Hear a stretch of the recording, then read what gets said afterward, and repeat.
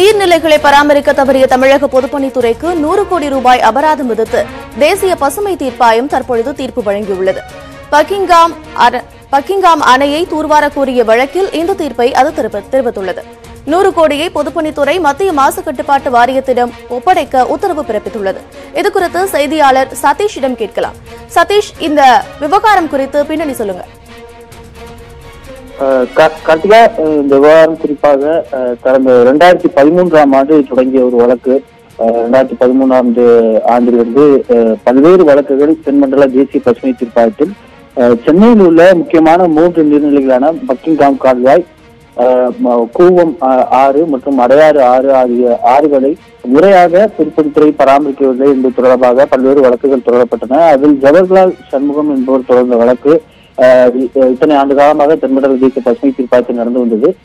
இந்த வழக்கின் போது பல்வேறு இந்த பராமரிப்பு ஆக்கிரமிப்புகளை நீக்குவதற்கும் இந்த நீர்நிலைகளை பராமரிப்புக்கும் பல்வேறு திட்டங்களை பொதுப்பணித்துறை செயல்படுத்தி வருவதாக தீர்ப்பாயத்தில் கூறியிருந்தது. ஆனால் இந்த திட்டங்கள் எதிலையுமே சிறப்பான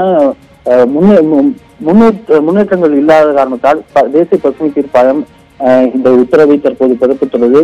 குறிப்பாக இந்த உத்தரவில் இந்த நீர்நிலைகளை பாதிக்காமல் சுற்றுச்சூழல் பாதிப்பு ஏற்படுத்தும் வகையில் செயல்பட்டதாலும் அதிகாரிகள் தங்களது பொறுப்பை, அரசு பொறுப்பை உரிய முறையில் செயல்படுத்தாத காரணத்தாலும் இந்த 100 கோடி அபராதத்தை விதிப்பதாக பொதுப்பணித்துறை தெரிவித்துள்ளது. மேலும் இந்த 100 கோடி மட்டும் இல்லாமல் 2 மாதங்களுக்கு ஒரு முறை கூடும் தலைமைச் செயலாளர் தலைமையிலான பொதுப்பணித்துறை கூட்டமானது இனி அடுத்த 3 மாதங்களுக்கு 2 வாரங்களுக்கு ஒரு முறை கூடி இந்த நீர்நிலைகளை தூர்வாதற்கு எடுக்கப்பட்ட நடவடிக்கை குறித்து விவாதித்து தேசிய பசுமை தீர்ப்பாயத்தில் அவர்கள் அறிக்கையை அளிக்க வேண்டும் என்ற ஒரு உத்தரவும் கூறப்பட்டுள்ளது.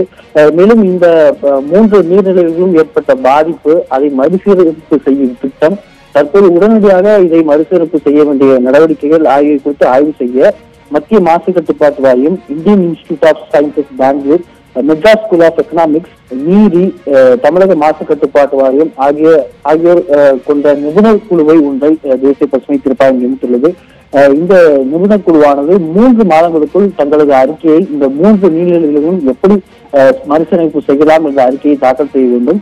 மேலும் வருகிற ஏப்ரல் மாதம் 23ஆம் தேதி தமிழகத்தின் தலைமைச் செயலாளர் கிரிஜா வைத்தியநாதன் தேசிய பசுமை தீர்ப்பாயத்தில் நேரடியாக ஆஜராகி இந்த நீர்நிலைகளை தூர்வாருவதற்காக எடுத்து வரப்படும் நடவடிக்கை குறித்து அவர் நேரடியாக தெரிவிக்க வேண்டும் என குறிப்பிடப்பட்டுள்ளது. மேலும் இந்த உத்தரவில் குறிப்பாக இந்த 100 கோடி அபராத தொகை மத்திய மாசு கட்டுப்பாட்டு வாரியத்திடம் பொதுப்பணித்துறை செலுத்தி இந்த சுற்றுச்சூழலுக்கு ஏற்பட்ட பாதிப்புகளுக்காக 100 கோடி ரூபாய் செலவிடப்பட வேண்டும் என்றும் தற்போது நீதிமன்றம் உத்தரவளித்துள்ளது.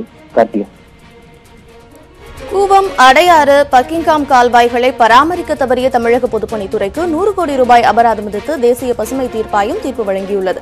இதைத் தொடர்ந்து 2 மாதங்களுக்கு ஒருமுறை கூடும் சிறப்பு கூட்டம் இனி அடுத்த 3 மாதங்களுக்கு 2 வாரங்களுக்கு ஒருமுறை கூடி அதை ஆலோசிக்க வேண்டும் என்றும் உத்தரவிட்டுள்ளது.